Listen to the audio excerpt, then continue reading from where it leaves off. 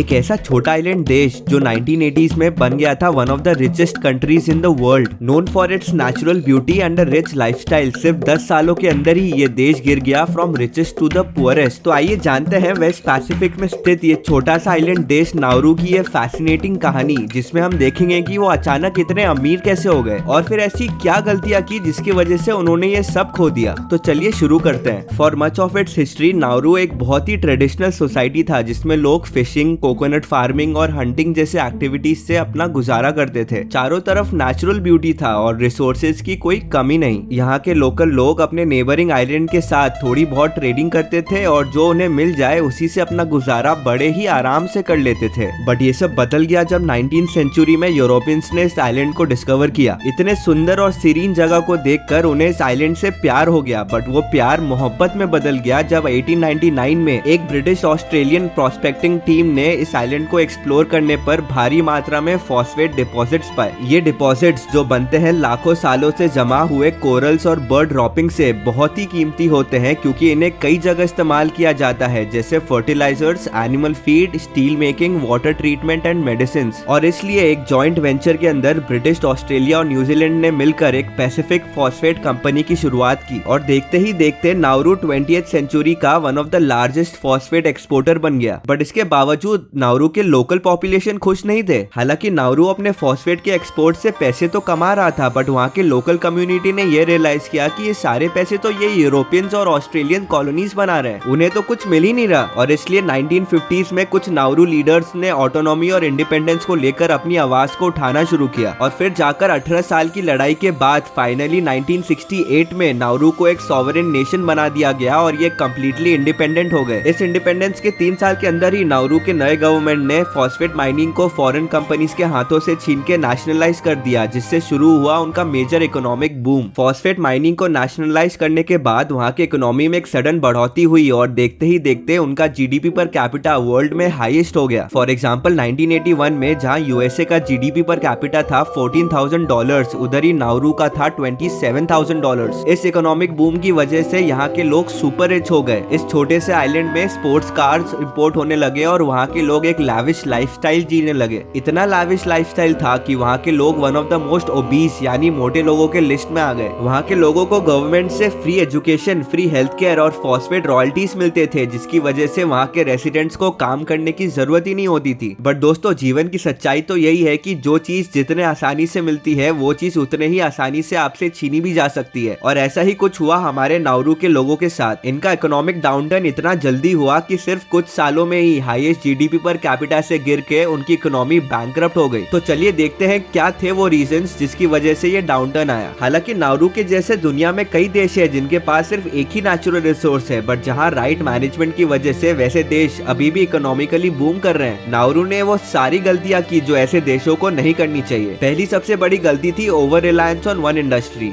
हालांकि फॉस्फेट उनका major export था, उन्हें ये रियलाइज कर लेना चाहिए था कि एक नॉन रिन्यूएबल रिसोर्स है और एक ना एक दिन ये खत्म तो हो ही जाएगा। ऊपर से अगर आप एक ही इंडस्ट्री पे फोकस करते हो तो आपकी पूरी इकोनॉमी उस इंडस्ट्री के ग्लोबल डिमांड पे निर्भर करती है। कभी ग्लोबल डिमांड कम हुआ तो फिर उस कमोडिटी का प्राइस गिर जाता है और जिससे आपकी पूरी इकोनॉमी पे असर पड़ता है। उसके ऊपर से उनके फॉस्फेट इंडस्ट्री का मैनेजमेंट करप्शन से भरा हुआ था और उनकी गवर्नमेंट को lack of transparency and accountability के लिए बहुत बार क्रिटिसाइज किया गया था। ऐसे एग्जांपल्स बार बार आए हैं जहां उनके corrupt government officials contracts, visas और परमिट्स के लिए ब्राइब लेते हुए पकड़े गए हैं। और 2016 में तो उनकी सरकार ने फॉस्फेट माइनिंग के फाइनेंशियल डॉक्यूमेंट्स को शेयर करने से भी मना कर दिया था। उसके ऊपर इतनी एक्सटेंसिव माइनिंग से उनकी नेचुरल ब्यूटी पे भी असर पड़ने लगा। धीरे धीरे इन माइंस ने इस आइलैंड को नंगा करना शुरू कर दिया। ऐसे बैरन लैंडस्केप्स हर जगह फैल गए जहाँ पे ना ही फार्मिंग हो सकती है और ना ही कोई टूरिस्ट प्लेस बन सकता है। उधर ही नाउरू की गवर्नमेंट ने ना ही कोई इंफ्रास्ट्रक्चर बनाया और ना ही कोई प्रॉपर रोड, जिससे बाहर के कंपनीज का वहाँ इन्वेस्ट करने का कोई पॉइंट ही नहीं है। वहाँ के लोग भी जो सालों से फ्री का पैसा खा रहे थे अब मुश्किल में पड़ गए हैं। ड्रग्स और सब्सटेंस अब्यूज के केसेस स्काईरॉकेट हो गया है और अब ना ही उनके पास स्किल्ड वर्कफोर्स है और ना ही कोई इकोनॉमिक अपॉर्चुनिटी, और इसलिए ये देश बन गया है रिचेस्ट टू पुअरेस्ट। तो आइए अब जल्दी से फाइनली देखते हैं वो 4 लेसन्स जो हम नाउरू के इस कहानी से सीख सकते हैं। पहला लेसन है अपने इकोनॉमी को हमेशा डाइवर्सिफाई करो ताकि उस एक इंडस्ट्री के डाउनफॉल से तुम्हारी इकोनॉमी इकोनॉमी ना गिर जाए। दूसरा, अपनी इन्वायरमेंट का ख्याल रखो, क्योंकि एक बार वो रिसोर्स चला गया तो ना ही तुम्हारी इंडस्ट्री बचेगी और ना ही तुम्हारा इन्वायरमेंट। तीसरा, चाहे तुम्हारे पास कितना भी रिसोर्स हो, अगर करप्शन और मिसमैनेजमेंट से तुम्हारी सरकार चलती है तो तुम्हारा कुछ नहीं हो सकता। और फाइनली, मेक श्योर कि सरप्लस पैसे